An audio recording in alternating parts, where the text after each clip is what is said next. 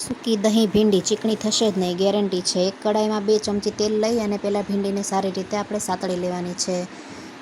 પછી એક વાટકીમાં 2 ચમચી દહીં લઈ લેવાનું છે. એની અંદર હળદર, મરચું અને ધાણા જીરું નાખી દેવાનું છે. થોડો ગરમ મસાલો નાખીને સારી રીતે મિક્સ કરી લેવાનું છે. તમે જો તીખું વધારે ખાતા હોય તો આદુ મરચાંની પેસ્ટ એડ કરવાની છે. એક ટમેટું અને અંદર એક મરચાંનો ટુકડો કટ કરીને ભીંડીની સાથે એડ કરીને થોડું મીઠું નાખીને સારી રીતે શેકી લેવાની છે. હવે શેકાઈ ગયા પછી કડાઈમાં થોડું તેલ લઈ લેવાનું છે. પછી એની અંદર રાઈ અને ચપટી હિંગ નાખી દેવાની છે. પછી જે આ મિશ્રણ દહીંવાળું તૈયાર કરેલું હતું એ અંદર નાખીને સારી રીતે મિક્સ કરી લેવાનું છે. તમે લંચ બોક્સમાં અથવા તો ડિનરમાં લંચમાં બનાવતા હોય તો આ આસાનીથી સરસ રીતે બનીને તૈયાર થઈ જાય છે. હવે તેલ છૂટું પડી ગયું છે. ઉપરથી થોડી કસૂરી મેથી નાખીને સારી રીતે મિક્સ કરી લેવાની છે. તો આ રેસીપી એકદમ સરસ બને છે. જો તમને ગમી હોય તો જરૂરથી લાઇક કરી દેજો. હવે અંદર આપણે ભીંડી એડ કરી દેવાની છે. સારી રીતે મિક્સ કરી લેવાનું છે.